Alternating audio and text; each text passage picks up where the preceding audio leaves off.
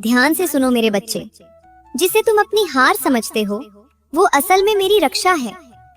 मैंने कई रास्ते इसलिए बंद किए क्योंकि वे रास्ते तुम्हें विनाश की ओर ले जा रहे थे।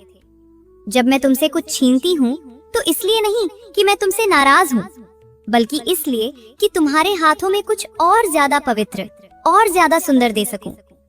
क्या तुम जानते हो मेरे बच्चे, सच्ची भक्ति क्या होती है? सच्ची भक्ति सिर्फ मंदिर जाना नहीं होती, फूल चढ़ाना नहीं होती, मंत्र पढ़ना भी नहीं होती।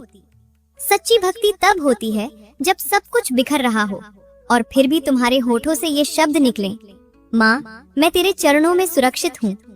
जो भी हो रहा है तेरी इच्छा से हो रहा है और तेरी इच्छा हमेशा मेरे भले के लिए ही होती है। मेरे बच्चे, जब तुम अपनी सारी चिंताएं मुझे सौंप देते हो, वही सच्चा समर्पण है। जिंदगी की उस धारा के खिलाफ मत तैरो जिसे मैंने खुद बहाया है। जब तुम समर्पण करते हो तो मैं चंडी बनकर तुम्हारे अंदर के शत्रुओं का नाश करती हूँ। काम, क्रोध, लोभ, भय। मैं जानती हूँ मेरे बच्चे, तुम बहुत थक चुके हो। मजबूत बने रहने का नाटक करते करते तुम खुद से ही हार गए हो।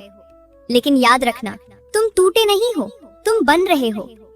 ये समय तुम्हारी सजा का नहीं है, ये समय तुम्हारे परिवर्तन का है। पिछले जन्म का जो अधूरा कार्य था, अब उसे पूरा करने का समय आ गया है। इसलिए इस संदेश को अनदेखा मत करना मेरे लाल। तुमने ही तो मुझसे रास्ता दिखाने की प्रार्थना की थी। अब अपनी आंखें बंद करो और मेरे नाम का स्मरण करो। मैं गर्जना बनकर नहीं आई हूँ, मैं उस साहस के रूप में आई हूँ जो तुम्हारे भीतर जन्म ले रहा है। मैं कहीं दूर नहीं हूँ, मैं तुम्हारी हर सांस में हूँ, तुम्हारे हर आंसू में हूँ और उस हर विश्वास में हूँ जो हमें कई जन्मों से जोड़ता आया है।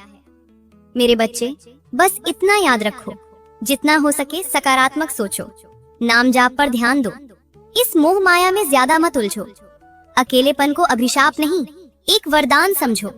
अपने हौसले बुलंद रखो, क्योंकि अंत में होगा वही जो मेरी इच्छा होगी।